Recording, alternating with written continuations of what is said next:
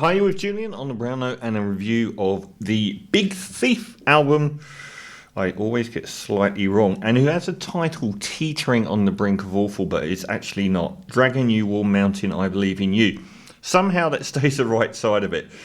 The Brooklyn band, very much current indie darlings, as is the lead singer Adrianne Lenker, who used to be married to the co-founder Buck Meek, and has identified as queer recently because was dating one of my albums of the year last year, Indigo Spark, from Sydney. A wonderful album, very underappreciated. So they're from Brooklyn for a start, so we're probably into hipsterville a bit, and they certainly have that about them. I found myself really liking U.F.O.F, their third studio album that came out in 2019, but being a little bit put off by how much acclaim it got, particularly Pitchfork, the once esteemed and now highly wayward music bible, seems to have anointed her as the Pope and their band as the Vatican cardinals. They're nothing that they can do is wrong. But if there's one thing that I thought about U.F.O.F, the skyscraping songs like Cattails, not everything on the album there was like 4 or 5 that were sort of in that bracket, and the other half of the album I found to be a little bit more wayward.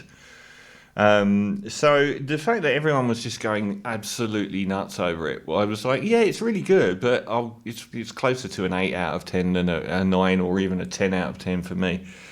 So we've got their 5th studio album because they reworked U.F.O.F, and I obviously wasn't that bothered because I never listened to that. I think it was called Two Hands or something. They just released Dragging You, Warm Mountain, I Believe in You, which is a double album. It's incredible. It's like everyone's coming out with these really long indie guitar albums at the moment. There's Beach House and the Black Country New Road one I've reviewed already. I'm not really sure what's going on there, but it's highly anticipated anyway. So what do I think of their latest album? Well, I was concerned again that I would be sucked into this slipstream of overwhelming praise when I thought that they were really good, and I thought at first that, this time around I can really see why they're fated as one of the world's greatest bands. After a few plays, I'm kind of back where I was. So there's stuff on this album that is a lot more like their natural self. And then there's the other half of the album, which is, I think, much better, which is them almost going into the same kind of sort of sonic soundscapes that bands like Modest Mouse did on Moon and Antarctica, where they're really playing around with the sounds. And the second track on the album, Time Escaping, is so much more dazzling a soundstage than I've heard from them before. Really weird sort of noises put together to make a song. Very imaginative, really, really thrilling. And it reminded me a little bit of like Rain Dogs or Swordfish Trombones era Tom Waits, where you just hear this music and it was a revelation in form because it was just like made out of such bizarre sounds. And then following Spud Infinity sort of fits more into what you would expect from them, which is this sort of indie take on virtually alt country, Cajun, Americana style music. I thought that the opening run was strong. What else did I? Yeah, I really found that I was gravitating towards the songs that they'd sort of made the most effort to make sound different to what I would expect from the band, where they'd use different instrumentation, different production styles, that side of it. I actually felt when they rested back on the traditional Big Thief sort of sound that they were actually the weaker tracks. It's over the first half of this double album, it's really well paced and it's emotionally diverse. And I really like the fact that it sort of varies from these sort of different modes. At times, like the most low-key Arcade Fire tracks from before the album Funeral they started with. Sparrow was one that stood out there. Really, really quite a beautiful and melancholic ballad. But it sort of picked up into probably the best run on the album was in the midsection, which is always a good sign. Little Things was the most rocking track at that point, an absolute barnstormer. It's a fantastic song, undoubtedly one of the tracks of the year, amazing. And Heavy Bend as well really delved back into this sort of very obtuse, and a few times I found myself thinking trip hop or post Radiohead trip hop, and it sort of had that sort of vibe about it. And Flower of Blood that follows it is another really, really strong one. And then really full-on virtual trip hop with Blurred View, another of the standout tracks on the album, was absolutely amazing. And No Reason as well. That was a fantastic track.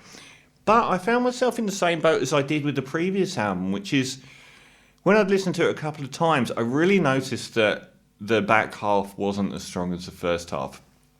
And the more I focused on that, it kind of knocked the album down a bit for me. So up until probably track 13, No Reason, which is brilliant, it's got a great melody.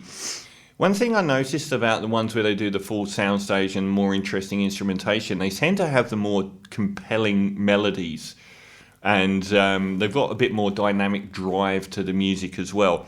And No Reason, another one with superb choruses on it. But if I go from track 13, there's probably 6 tracks where I would only really keep one of them. So Wake Me Up to Drive was okay, that was fairly decent, but Promises is a Pendulum and 12,000 Lines I thought were pretty uneventful. I could have done without them. They were like fragments of songs. And that's really shown up by Simulation Swarm, which is another of the standout tracks on the album. Again, the 2 previous tracks are really just acoustic guitar ballads. And this one opens up the sonic palette. Love the sci-fi lyrics. It's got this tumbling vocal which marries next to this tumbling guitar line. It's great. It's superb. And it really stands out in that second half of the album because it's so good.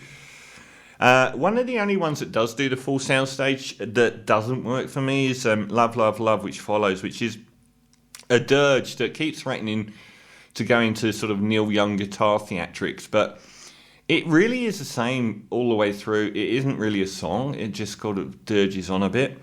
And again, the only place, the second to last track, is just uneventful.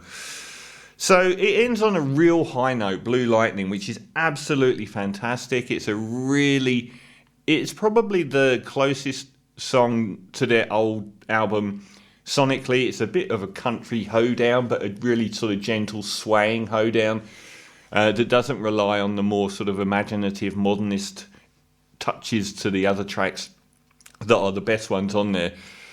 Honestly, I was just won over by this track by the line, I want to be the shoelace that you tie. It's one of the most sweet, cute and romantic lines I've ever heard. You'd marry someone if they told you that you were the shoelace they want to tie. And it's a great track as well, so it's a great way to end. But once again, I think they have one great album inside a double album. If they'd have stopped after track 13 and they just used Simulation Swarm and Blue Lightning and ditched the other 6 tracks, you've still got a really long album that's great. It would be a classic album, but it's just not quite there. So again, I'm finding myself, it's quite jarring to go from the sort of 9 out of 10 tracks down to the 6 out of 10 tracks. So I'm going to give Big Thief, Dragon You Warm Mountain, I Believe in You, similar flaws to the previous one, but with a higher rate of outstanding tracks, a 7.5 out of 10.